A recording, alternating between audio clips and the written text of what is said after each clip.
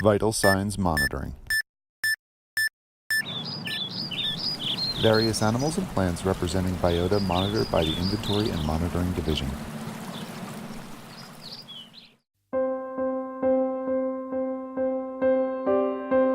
Monitoring Sagebrush Steppe. View of a mountain range from a moving vehicle. A lot of people live in the West think sagebrush is ubiquitous. It's widespread. Everywhere they travel, they see it. They go across northern Nevada or southern Idaho or eastern Oregon. You see sagebrush as far as you can see.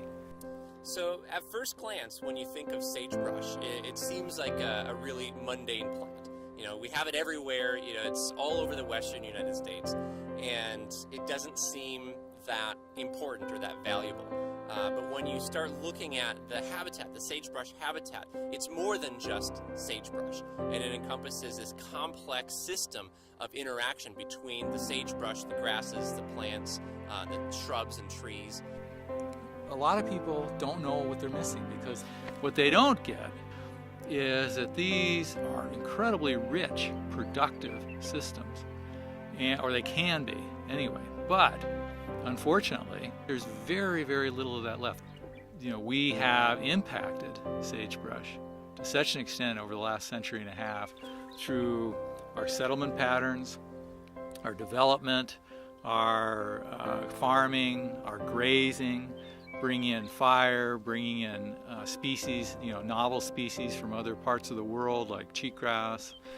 One of the problems that we're faced with here is the encroachment of invasive species. And when you look across this habitat, it seems on its face very healthy. But a lot of the species that you're seeing here just don't belong here or haven't traditionally been here. They've been brought in by humans, they've been brought in by cattle and sheep, they've been brought in by other livestock, or they've just been given an opportunity to grow because of the changes that we've made to the natural processes here. Some examples are cheatgrass. You look back in some of these areas and you see wide expanses of cheatgrass or Medusa head grass. So for the Upper Columbia Basin Inventory and Monitoring Network, it was an obvious community to pay attention to because so much is gone, and yet it is so huge and it supports so many different kinds of life forms. Pronghorn antelope.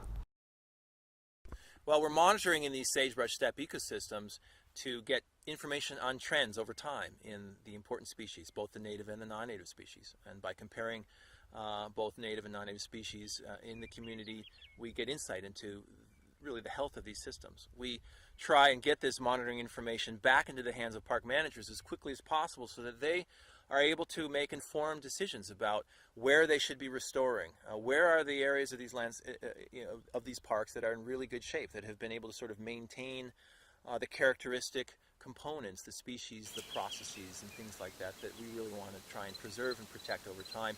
And then, where are the problem areas? Ranger examining grass. This is a patch of Medusa head that I found maybe 2 years ago. I'm not sure when it came here, but I hadn't noticed it before. When these things dry out, they will float in the wind and you'll see them bouncing along the surface of the ground.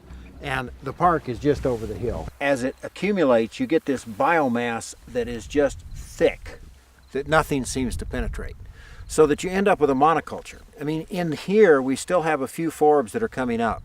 Eventually, this will be so thick with Medusa head that there is nothing here but Medusa head. And as a result of that, you just lose all sorts of plant species, plus all of the insect species, all of the other species that depend upon this natural ecotype. And that's the scary part with Medusa head. In the old days, it was simple. You tried to keep it exactly the way it was when European man first saw it. But the difficulties in doing that were so overwhelming that rather than give up, we changed those goalposts a little bit. And the whole idea, I think, now of building or maintaining an ecosystem and promoting an ecosystem that's resilient is beginning to become the dominant theme, and I think rightly so. Resilience is a really important concept. It gets at this idea of the ability of these landscapes to recover after disturbances like fire and drought, for example. We're trying to get insight into the resilience of these landscapes. One of the biggest challenges facing the National Park Service right now and many years in the future is going to be our changing climate. It's changing at a rate that is unprecedented in the historical record, but also the fossil record and the prehistoric record. How ready are some of these ecosystems? How able are these ecosystems to adapt to drastic changes that are happening very quickly? So when we think about resilience, we're thinking about ways that we can manage and assist the ecosystem to handle dramatic changes. But monitoring is quite complex because the systems you're trying to monitor are quite complex.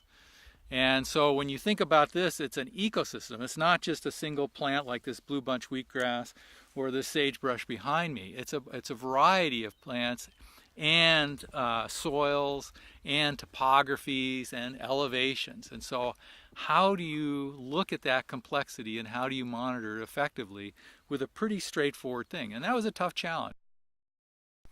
What I go out and do is I use a square meter plot that I set out, and within that plot I measure the cover of these important components. These, the sagebrush, other principal shrubs, the native bunch grasses, the non-native invasive grasses. We really look at some of just the key factors in sagebrush steppe. There will be teams that will go on for years. The idea of this monitoring is it's going to last for decades and decades and decades. Purple flowers.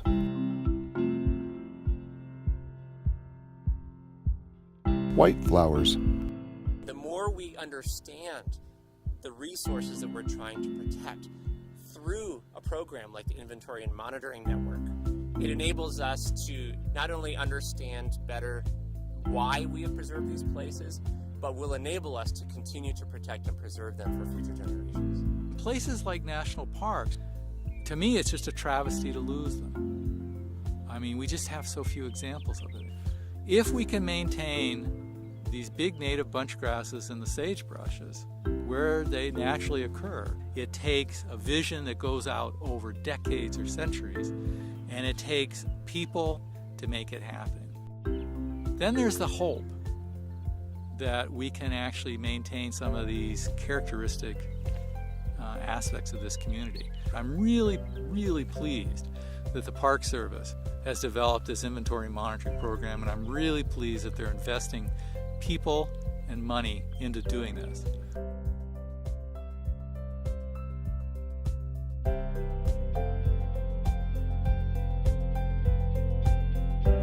The Upper Columbia Basin Network monitors vital signs of national parks and monuments across Oregon, Washington, Idaho, and Montana. Vital signs monitoring, like taking your pulse, tells us about the health of park natural resources and helps us preserve and protect these resources for future generations.